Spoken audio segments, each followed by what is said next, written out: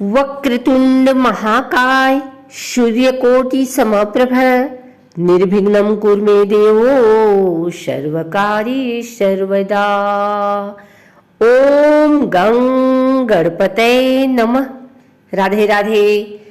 आप सभी दर्शकों को माघ माह की संकष्टी चतुर्थी की ढेर सारी शुभकामनाएं। आइए सुनते हैं सकट चौथ की यह कथा। माघ माह की कृष्ण पक्ष की चतुर्थी को सकट चौथ व्रत पड़ता है। इस दिन माताएं संतान की लंबी आयु के लिए निर्जला व्रत रखती हैं।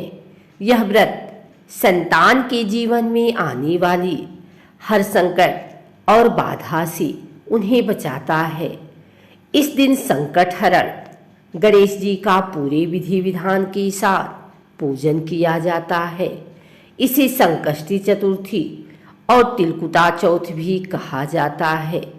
इस दिन माताएं पूरे दिन निर्जल व्रत रखती हैं और शाम को चंद्रोदय के दर्शन कर पूजा में दुर्वा, शकरकंद, गुड़ और तिल के लड्डू चढ़ाए जाते हैं। दूसरे दिन सुबह सकट माता पर चढ़ाए गए पकवानों को प्रसाद रूप में ग्रहण किया जाता है। तिल को भूनकर गुड़ के साथ कूट लिया जाता है। तिलकुट का पहाड़ बनाया जाता है। कहीं कहीं तिलकुट का बकरा भी बनाया जाता है। पूजन कर सभी में प्रसाद वितरित किया जाता है। पूजन के बाद माताएं सकट चौथ व्रत कथा सुनाती हैं या सुनती हैं। मान्यता है कि सकट चौथ व्रत के बिना व्रत कथा सुने या पढ़े व्रत का फल नहीं मिलता। ज्योतिष विद्वानों के अनुसार सकट चौथ का व्रत बिना व्रत कथा के अधूरा माना जाता है। इस व्रत को लेकर कई कहानियां प्रचलित हैं, जिसमें बुढ़िया माई की कहानी, भगवान श्री गणेश से जुड़ी कथा और माता पार्वती व भगवान शंकर आदि से जुड़ी कहानियां सुनी जाती हैं। आइए सुनते हैं सकट चौथ से जुड़ी एक कहानियां। एक बार माँ पार्वती स्नान करने गई।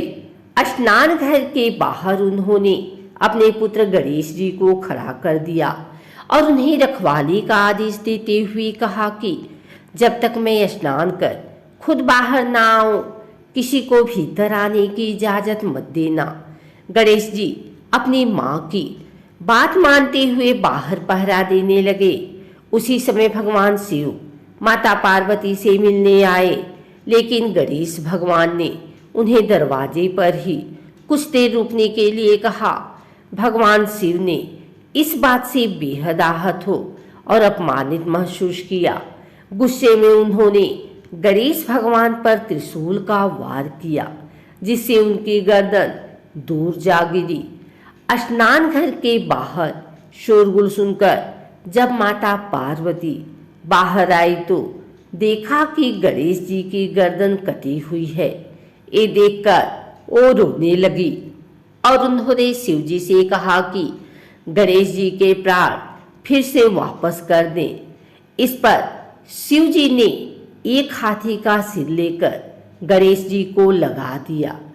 इस तरह से गणेश भगवान को दूसरा जीवन मिला। तभी से गणेश की हाथी की तरह सूंड होने लगी। तभी से महिलाएं बच्चों की सलामती के लिए माघ माह के कृष्ण पक्ष की चतुर्थी को गणेश चतुर्थी का व्रत करने लगी। किसी नगर में एक कुम्हार रहता था। एक बार जब उसने बर्तन बनाकर आवा लगाया तो आवा नहीं पका।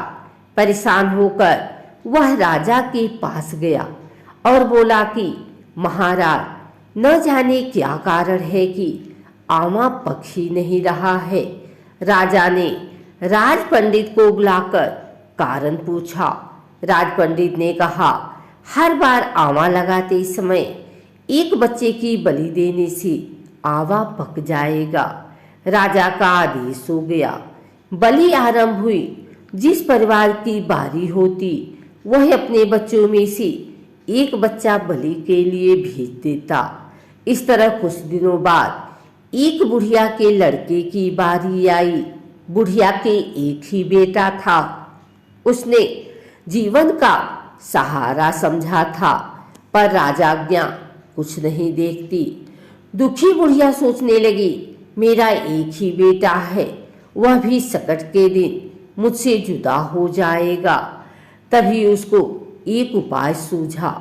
उसने लड़के को सकट की सुपारी तथा दूब का बीड़ा देकर कहा, भगवान का नाम लेकर आंवा में बैठ जाना, सकट माता तेरी रक्षा करेंगी। सकट के दिन बालक आंवा में बिठा दिया गया और बुढ़िया सकट माता के सामने बैठकर पूजा प्रार्थना करने लगी। पहले तो आंवा पकने में कई दिन लग जाते थे, पर इस बार सकट माता की कृपा से एक ही रात में आंवा पक गया। सवेरे कुम्हार ने देखा तो हैरान रह गया। आंवा पक गया था और बुढ़िया का बेटा जीवित व सुरक्षित था। सकट माता की कृपा से नगर के अन्य बालक भी जी उठे। यह देख नगर वासियों ने माता सकट की महिमा स्वीकार कर ली। तब से आज तक सकट माता की पूजा और व्रत का विधान चला आ रहा है। एक बुढ़िया थी, वह बहुत ही गरीब थी और दृष्टिहीन थी। उसके एक बेटा और बहू थे। वह बुढ़िया सदैव गणेश जी की पूजा किया करती थी। एक दिन गणेश जी प्रकट होकर उस बुढ़िया से बोले, बुढ़िया माँ, तू जो चाहे सो मांग ले। बुढ़िया बोली, मुझसे तो मांगना नहीं आता, कैसे और क्या मांगू।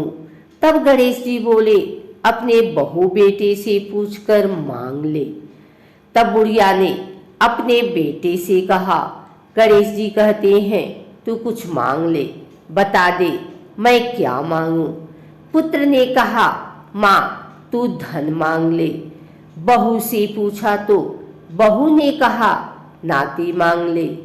तब बुढ़िया ने सोचा कि ये तो अपने अपने मतलब की बात कर रहे हैं। अतः उस बुढ़िया ने पड़ोसियों से पूछा तो उन्होंने कहा, बुढ़िया तो थोड़े दिन जिएगी, क्यों न तू धन मांगे और क्यों नाती मांगे, तू तो अपनी आंखें की रोशनी मांग ले, जिससे तेरी जिंदगी आराम से कट जाए।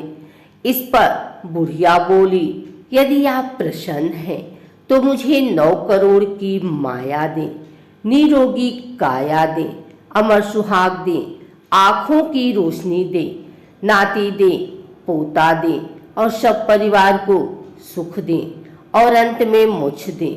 यह सुनकर गणेश जी बोले, बुढ़िया माँ, तुमने तो हमें ठग लिया, फिर भी तू जो मांगा वचन के अनुसार सब तुझे मिलेगा। और यह कहकर गणेश जी अंतर ध्यान हो गए।